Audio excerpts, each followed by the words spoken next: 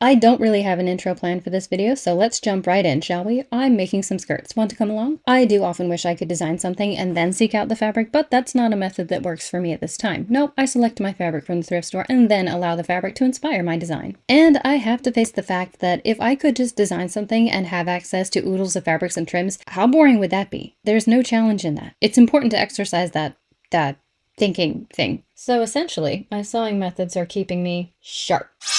So, the fabric spoke to me, and here are the designs that spewed forth from my little noggin.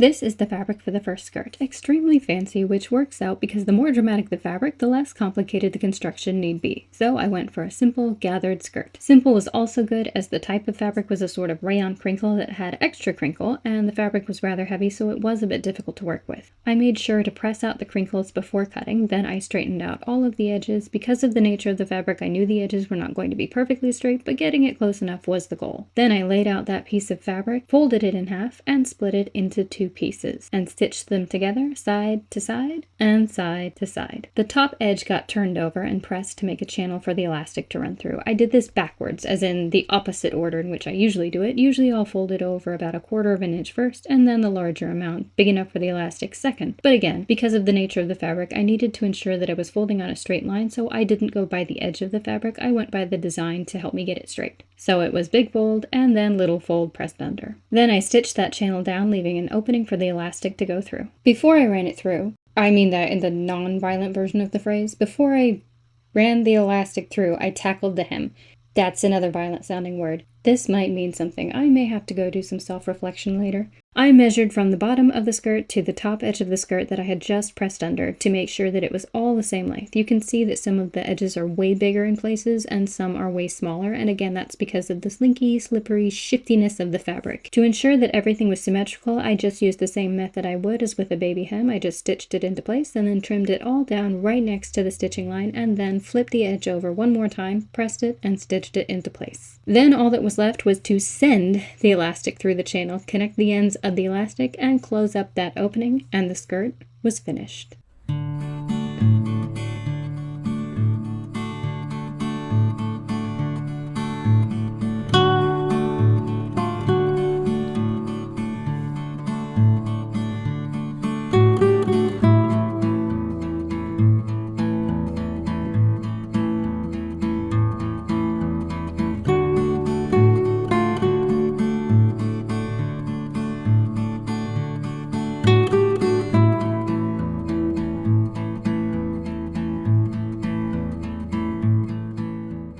The second skirt would be very similar. Fortunately, I wasn't working with crinkle fabric this time, still a little shifty but not too terribly difficult to work with. It was to be a gathered skirt with an elastic waistband, but this time with a slit. I began in the same fashion as with the other skirt, just straightening out the edges to the best of my ability. So now I have a rectangle with fairly straight edges.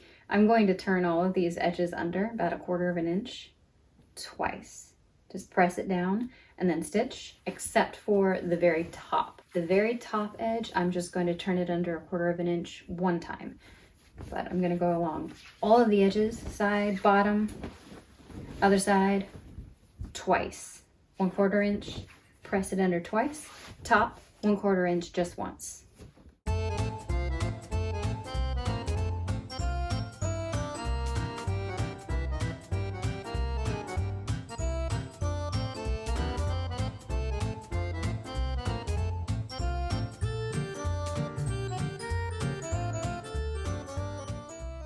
I don't know if you've noticed, but I have recently acquired a new iron and I'm quite pleased with it. It's a little Sunbeam I found at the thrift store for $4. It's actually the same brand and model of the first iron I ever purchased. But I know it's not the same exact one because that one sadly broke, otherwise I would still have it. My iron that I was using before was fine, but I was getting a bit frustrated with it because, well, this.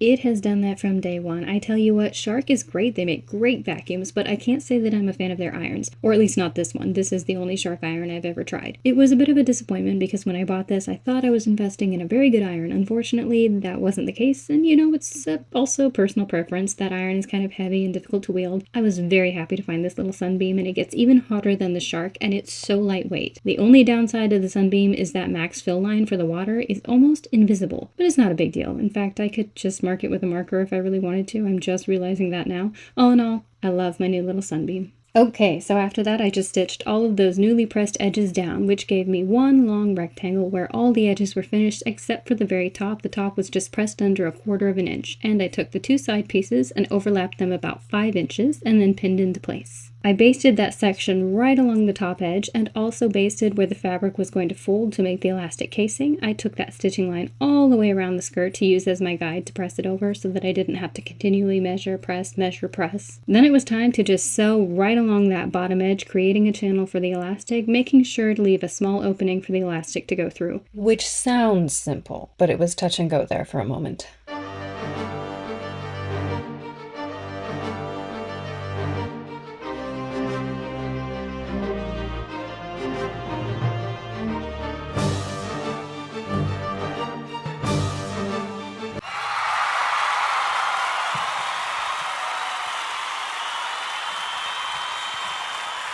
Yes, we made it to the end, and with just a little bit of thread to spare, which I wrapped onto an empty spool and placed with the rest of my spare thread. Then I pulled the basting threads out of the skirt waistband and did the same with those. I use those for hand basting. I seriously don't throw anything away. Sometimes it's a problem. After that, it was just a matter of threading the elastic through, which was a challenge on this one. This is kind of grippy fabric, but I got her through, tried it on, adjusted the elastic so that it fit my waist, gave it the chop, and secured it, and closed up that little opening, and the second skirt was finished.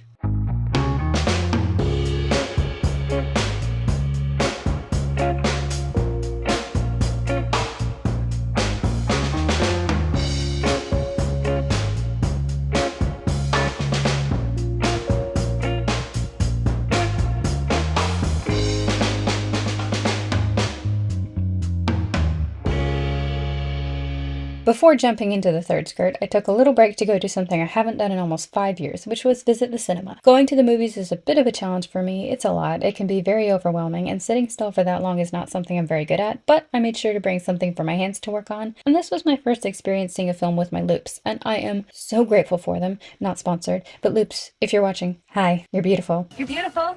Will you marry me? I love you.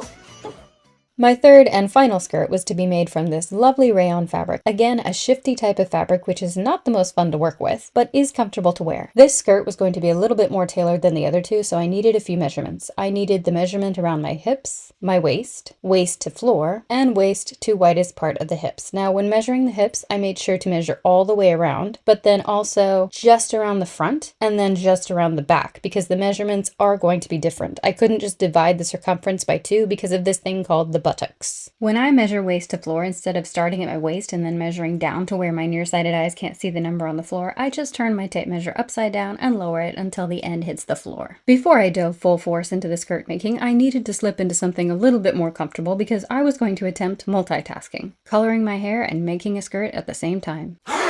Yep, at the same time. Eat your heart out, Lindsay Sterling. I actually just color my hair close to the same as my natural hair color. Well, the dark color. I have about 50% white hair, which started coming in my teens actually, and I've just never really liked it. I like it on other people, but I don't like it on myself. Because of sensitivities to a lot of products out there, I opt for an herbal hair color kit, which includes henna. This is a very long process, but it doesn't bother me like other hair products do. I really like the way it turns out, so it's worth it to me right now. But it is getting less and less worth it, so who knows? I might just start growing the white out soon. Maybe. And back to the skirt. I mapped out the pattern pieces using the measurements I had taken. And then from the hip point, I just gave it a nice soft A-line flare. And this is basically what it looked like, but in fabric and drawn in chalk. I made sure to secure the shifty fabric securely with pins. I cut out the front and laid it on top of the back to make sure it was the same angle, but the back was still larger because buttocks. Then I had a total of 3 pieces, a front on the fold, and a back with a center back seam. And each one of those pieces needed a facing, which is essentially an exact copy of the skirt pieces except much, much much shorter. I used the top edge of the skirts as a guide. For the dart placement, I measured just about halfway across the skirt for the center of the dart. I marked all of the darts and basted them together. I matched up the center back seam to join the back pieces together, but before doing that, some stabilization was needed at the top where the zipper would be, so I retrieved my collection of interfacing scraps and pressed some of them on. Then it was side to side,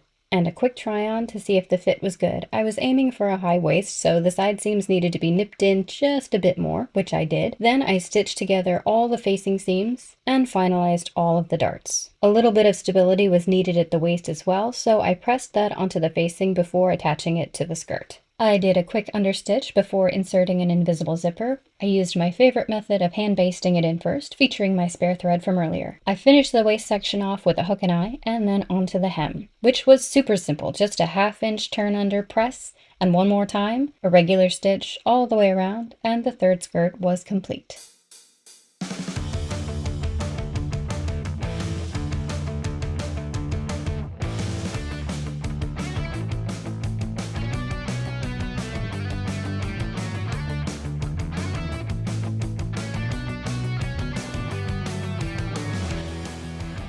Thanks for coming along with me to make my 3 simple summer skirts. I'm rather partial to number 3. The skirt, not the sketch. That's probably my least favorite. Which one is your favorite? Or do you hate them all?